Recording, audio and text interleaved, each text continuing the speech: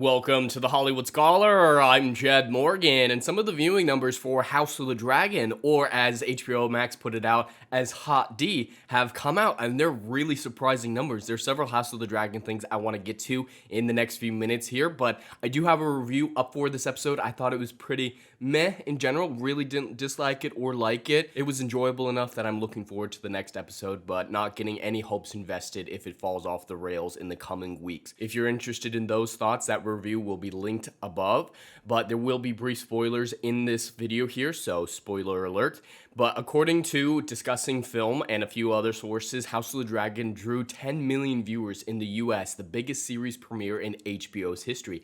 And that is incredibly impressive, far more than I would have expected. If I had to guess, I would have estimated around 5 million, especially after the disastrous season 8. But maybe the intervening years have been enough for people to forget how bad season 8 was and give this new show a chance. So I was very, very surprised, and I can totally see why normies are eating it up and really can't blame them for it, because there was a lot to enjoy in this episode, especially Matt Smith as Daemon Targaryen. He is incredible. But there are a few things that need to be remembered. This is how I was feeling throughout the episode. I'd get startled out of it every time I started to enjoy it. Remember season 8 and freak out? I just thought that was a funny meme that I had to show you guys. But HBO could not help but put their foot in their mouths to ruin their own success and make things worse by virtue signaling heavily. Both the showrunners and one of the lead actresses are making a Roe v. Wade narrative around a certain situation that happened in the premiere episode. And it's just so pathetic. The logic even that they use doesn't quite make sense, and it's just not what someone wants to hear. Fantasy is about escapism. And escapism can mean a lot of things. It's not turn off your brain and just enjoy. It's thinking about different world, different characters. And the world of Game of Thrones is, yes, dark, manipulation, everyone's really bad characters, but you just don't want to think constantly of your own issues. No matter what you think about Roe v. Wade, you don't want political messaging in your shows. That's just pathetic, especially if it's done over the top. Now, I don't think it's done nearly as beat you over the head with as they seem to make it out to be in these interviews, but in the episode itself, it was fun. You could kind of see where they were going, but it was subtle enough that it wasn't as big of a deal as they make it out to be. But they really just couldn't let a single day pass without virtue signaling, like, oh, fuck these guys. And yeah, their commentary feels more timely and impactful than ever. Now, the scene that they're talking about, this will be the spoiler I was mentioning before, is this character, the queen, she's pregnant, about to give birth to the king's new heir, and she has complications at birth, and she ends up dying in childbirth. And there's some complications with the child, and it also dies, and it's all around. The maesters have to do an emergency C-section to try to save the birth of the child. So this argument that they're trying to make around Roe v. Wade could easily be about the advancement of medical technology to make C-section safe. It could just as easily be applied to a conversation like that. But they didn't think about that. It's just what political narrative that they can ram home. And it's funny that they say it, because I actually don't believe that this was filmed with Roe v. Wade in mind, because this show was shot quite a while ago and Roe v. Wade just happened a couple months ago. It is not possible for them to have filmed this in mindset with Roe v. Wade getting repealed. That's impossible. So they're not just virtue signaling, they're straight up lying about it. And they do have some interesting comments here. One in particular that I wanted to get into is they really wanted to hound that it was the father's choice. A father gets to choose, said one of the showrunners, and they made specifically sure that the Grand Maester said those words.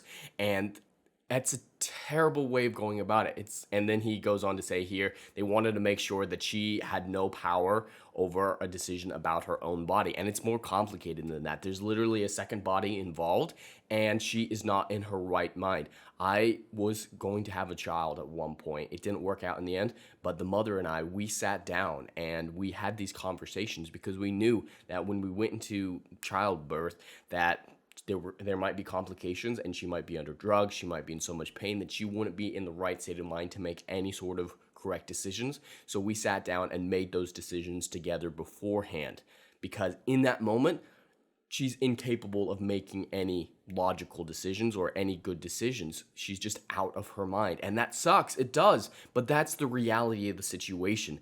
And, it's the father couldn't ask her in that moment. they didn't prepare properly, but in that moment he had no choice and she couldn't make the decision for herself. He had to do the best he could, trying to save one life. She was gonna die either way, so this whole thing is like Roe v. Wade would have saved her. No, Roe v. Wade would not have saved her because they made it clear that she was going to die either way. What they did was a chance to save the baby. So if they'd given the choice to the mother, it's like, hey, do you want both of you to die or maybe just one of you to die? Most mothers, any good mother, would be making the same decision the king did because they're not going to be saved. The queen cannot be saved at this point. So making a narrative around this is just honestly pathetic and doesn't even make logical sense. It doesn't tie together and it wouldn't work. Roe v. Wade situation would not have solved this issue. It is not politically relevant to today's current situation. C-section, yeah, more technology in C-section, that could have saved her. But at that point, it was too late for her. She was already bleeding internally, and Roe v. Wade usually needs to happen a little bit earlier in the pregnancy to be legal, and so it doesn't affect this situation at all. And she can't make a decision on her own body because she's out of her head at that moment. And that sucks, but that's the situation.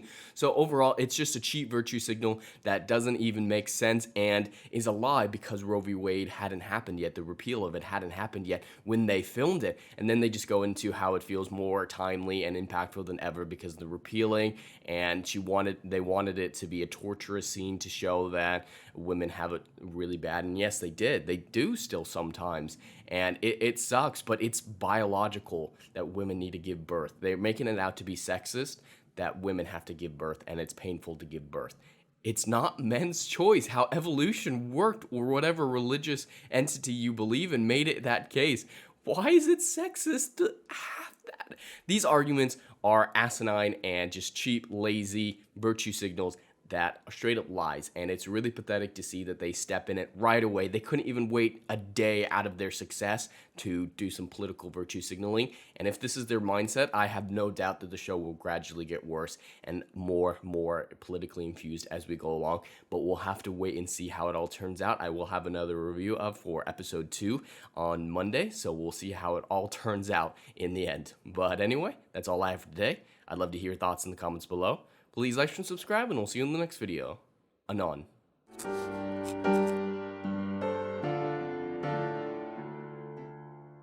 If you like what I do here and want to see good, compelling stories that Hollywood will no longer give you, check out my book series, Odyssey of a Phoenix, a mythological epic about philosophy, morality, and modern-day mental illness issues. Books 1, Down in Flames, and Book 2, Apocalypse Then, currently on sale. Book 3, Kill the Dark, coming soon.